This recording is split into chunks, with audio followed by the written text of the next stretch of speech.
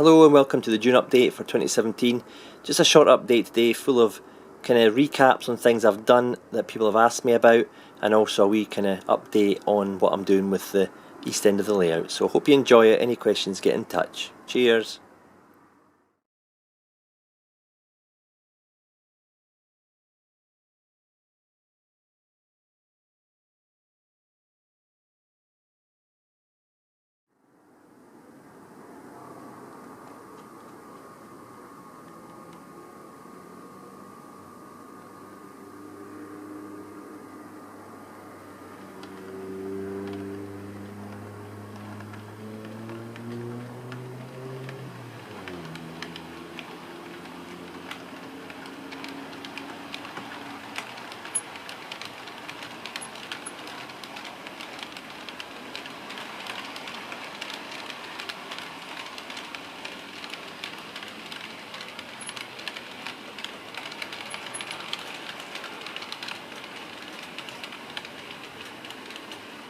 What I've been working on the last month is the head spans and the overhead masts. Now, I'll do a video later on how I actually do this step by step, but just to give a quick kind of run through, I get the 3.5 by 3.5 brass H section, I cut it to a particular length. I then mark out, you can probably see 3 score lines there on the surface of the brass. I mark out 3 particular points that I want the wire to go in. I then drill 0.5mm hole into that using a pin vise, which takes quite a while. You can probably see the scratch marks as it goes through. I tried to drill it kind of off centre so it doesn't get in the way of this centre H part, because it's just not going to work. So I kind of go to this so I can get it glued to the side of that. That's why I've kind of chosen to offset it, not right in the middle, but kind of offset a tiny wee bit. After I've done that, I use some 0.45 nickel wire from Elaine's Emporium, and that just gets glued a wee bit lying about here. Okay, easy to cut, very flexible, but we're careful with it as well, you don't want to kink it and bend it. And that just gets glued into the 2 masts at each end. I glue these 2 in first, so I'll bring that up. I glue this one and that one in first, and then I fit this in, but that's soldered all here. Let's do a bit of soldering, you can probably see. Alright, that's soldered down this bit along the top, and I take it, this small bit of wire down to here where I curve it round, but before I curve it round I slide on one of these insulators, and then I take a 0.8mm wire for the register arms, and they've been designed before they get put on, and they just get, you know, flux, etc., and soldered on. And you've got the insulators here as well. They're from Embrace logos, and they've got a 4.5mm hole all the way through, and they just slide on. So you've got to obviously put them in place before you solder and glue parts up. And they're not fixed in place just now, I can move them back and forth, but when I get them in position I want, I'll just touch a wee bit of glue on the metal, slide it over the glue, and it'll be fixed in place. So for the section from the level crossing round to the top of the incline, I'm using about maybe 12 of those just now. So that's the first initial phase of electrification. So I'm in the process of making them just now. I think I've got 8 or 9 totally finished and 3 or 4 kind of in the process of getting made.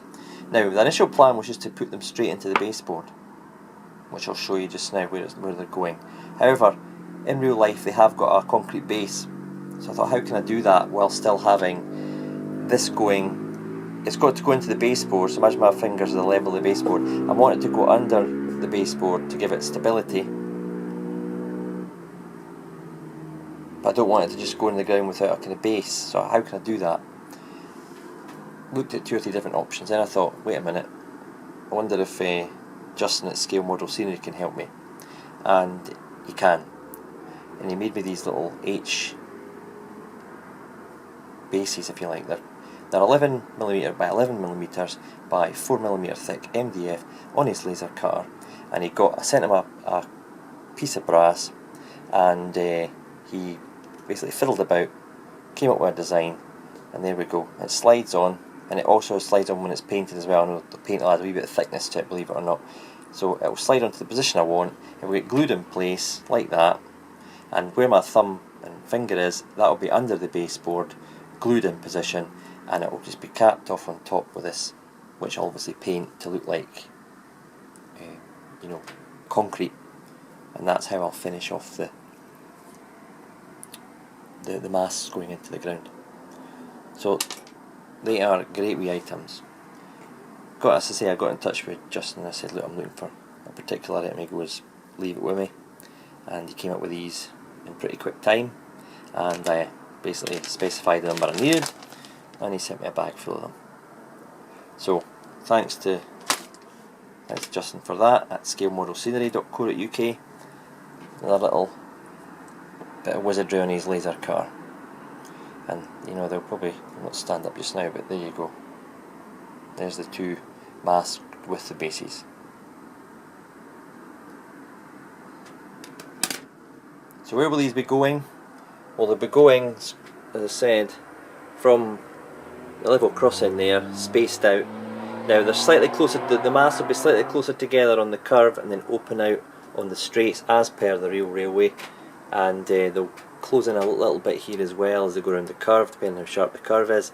And as I say, to take me to the kind of plate layers hut, there'll be a dozen headspan masts, and then maybe another 5 or 6 till we just get past the last kind of track work, complex track work, and then I'll go back to the dapple masts. So that is a job for the autumn, the installation of them. I'll be making them from now until then, and it's a case of just taking my time making them, painting them up, and having them sitting ready to go.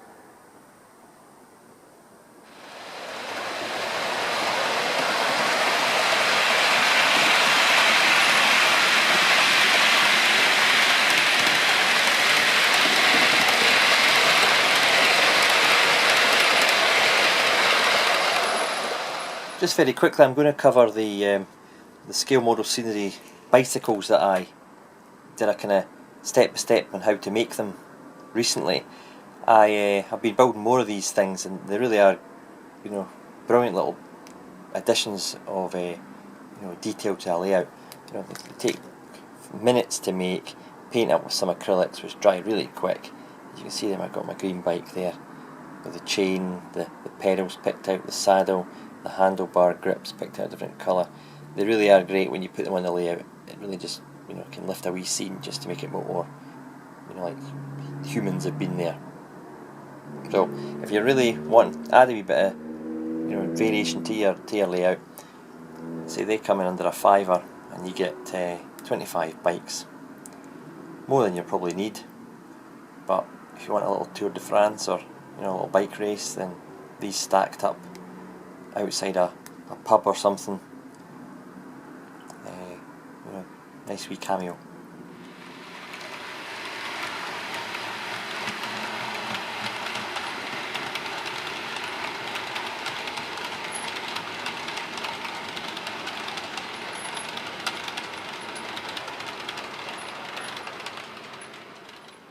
The items in front of you here are from an eBay dealer called Scalecast, and I've basically got a transformer set here, and they all come painted up, one piece cast, ready to plonk on the layout. You've obviously got a cabinet here.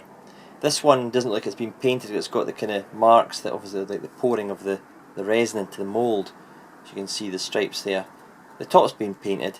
I suppose you put the layout like that if you want, but maybe a quick paint of some grey primer just to take that texture away and whether it might be beneficial. And then you've got this wee kind of cabinet there as well. Great little items there. And then here we've got two engines. We've got a smaller Sulzer engine here, and this is the one that we put in the classes 24, 25, 26, 27.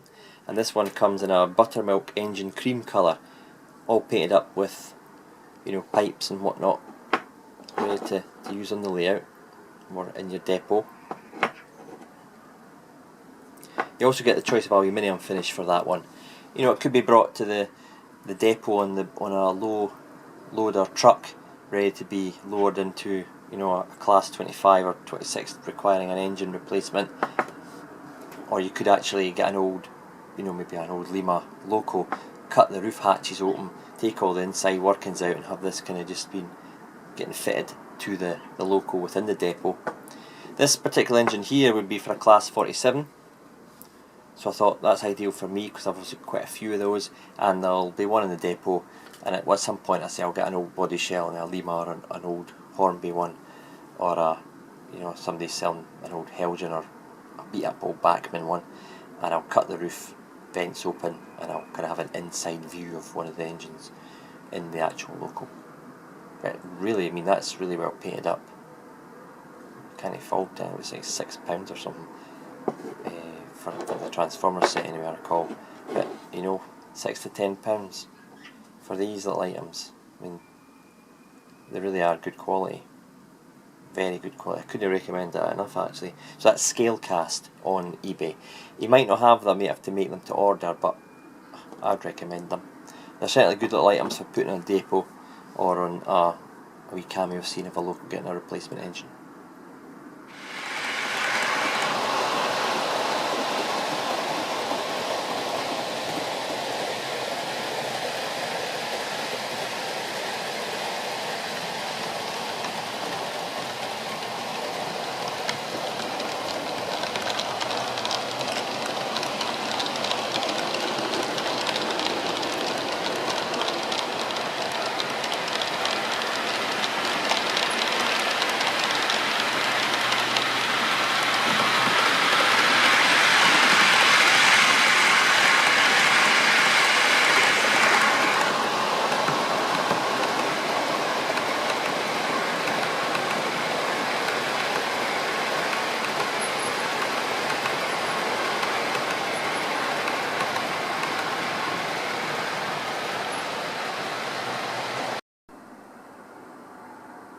What you'll see that I've done here is I've added the capping stones to the retaining wall at the incline and also the buttresses on the incline wall. And these are made up from 1.5mm thick plastic card with grooves scribed using a Tamiya scriber into the plastic. Now I did this scribing when it was part of an A4 sheet of plastic, and then I cut it into individual strips. This ensures that the capping stones are all the same size. I then spray primed it and then used Humbrol dark grey with a touch of white to give it its base coat. I then took various tones of that dark grey, adding some more white, adding a wee bit of spot of browns and maybe some black, just to give it that kind of variation in tone that you would get from stone to stone. And obviously, as the weathering takes hold, it weathers different parts at different rates. As you can probably see some of the weathering that I've done, I've got darker shades here, lighter at each end, and if I go along here, again the camera might not pick it up particularly well, but more of a kind of grey browny tinge to some of them. The stones on top of the buttresses I've been kind of had the airbrush feathered, so they're darker patches and lighter patches depending on which bit was exposed and how the sun, the rain, the wind, etc. has weathered them over the years. See, it goes all the way up the wall, and I've got some undergrowth, impinging on the capping stones there. A wee bit more work to do on that just to blend it in, but I'm fairly happy with what I've managed to do so far. I use the same technique for the rest of the retaining walls and any, buttresses, etc. on the tunnels and bridge entrances.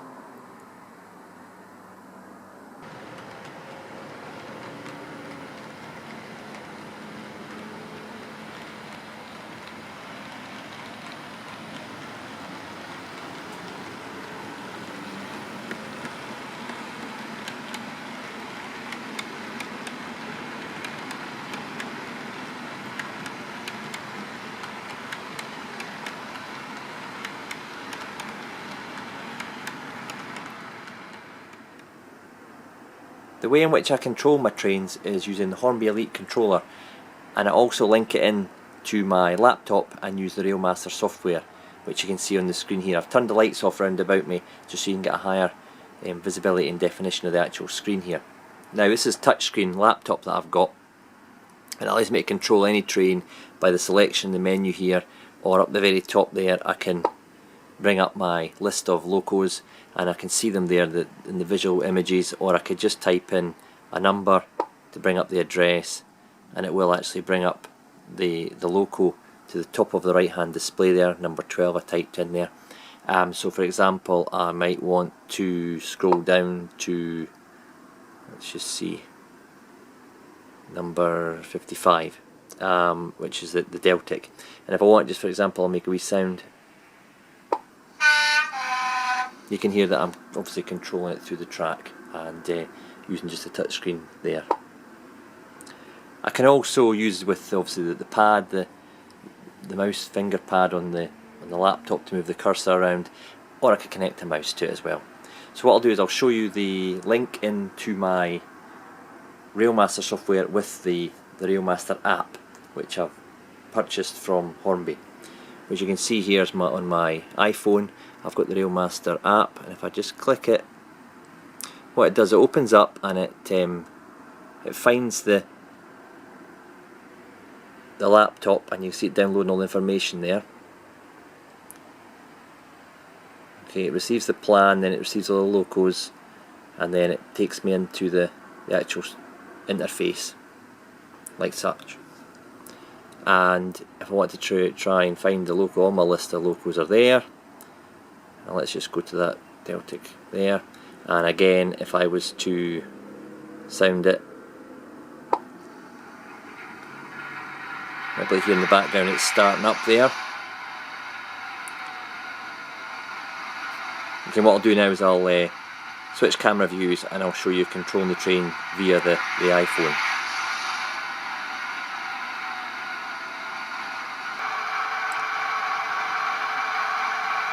In the last clip I fired up my Class 55 Deltic, and I'm going to switch the headlights on using the iPhone now. So if I press the lights there, you can see the domino head code lights coming on, and I'm going to sound one of the horns.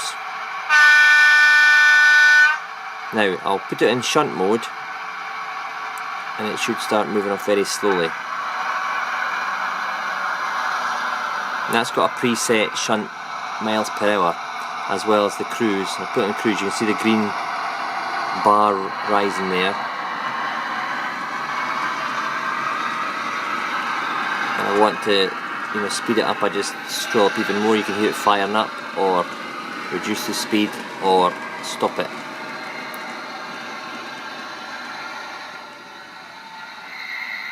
And I can reverse, and I'll put it into shunt on the reverse. And it's coming back. The sound horn 2.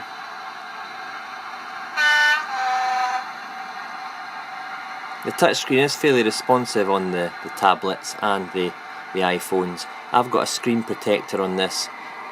It doesn't seem to affect the quality of the touchscreen operation on this. There's always going to be a little bit of difference between phones and handsets, but the iPhone does do a decent job.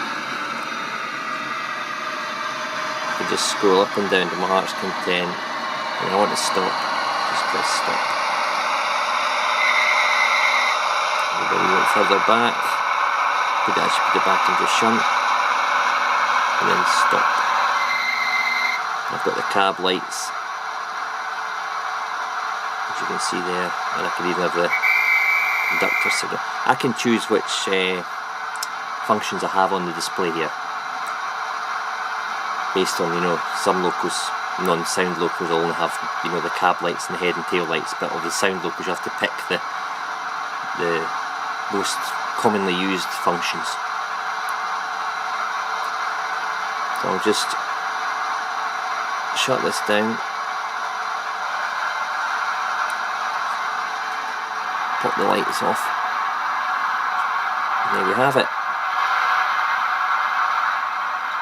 So that is the Hornby Elite along with the Railmaster software on my laptop, and linked to my iPhone 6s. It'll work way back to an iPhone 4S, which is what I previously had, and obviously up until including the latest handsets and latest tablets. And if you've got an Android, there's obviously apps for those as well. Hope you found that useful, And any questions on the Railmaster, I'm not an expert, but get in touch and I'll try and answer them.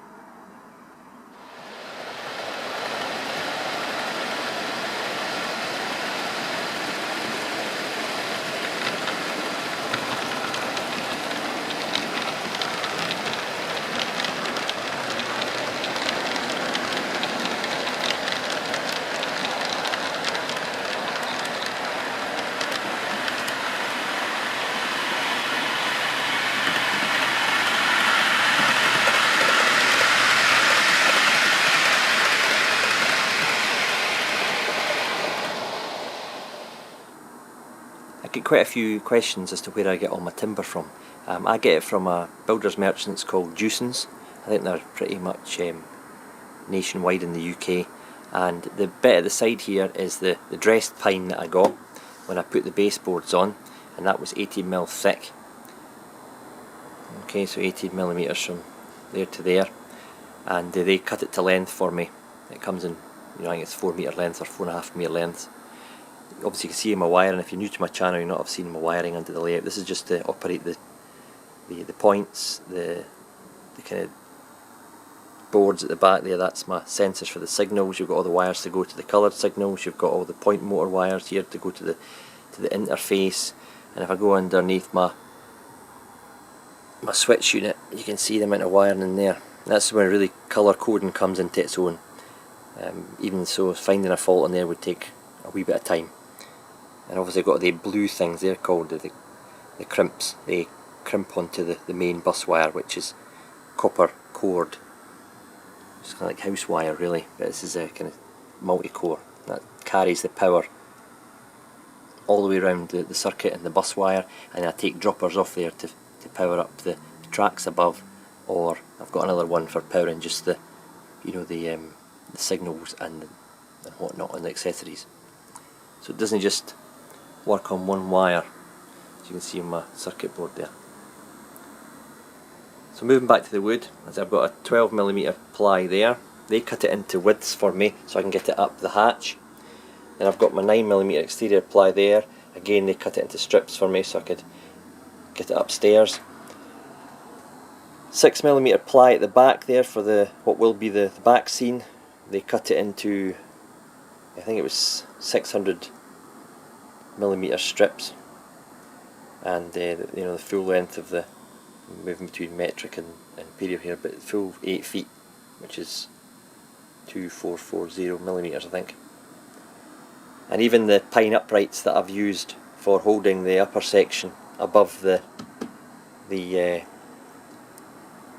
main baseboard, I've not always used these, but this is my preferred method.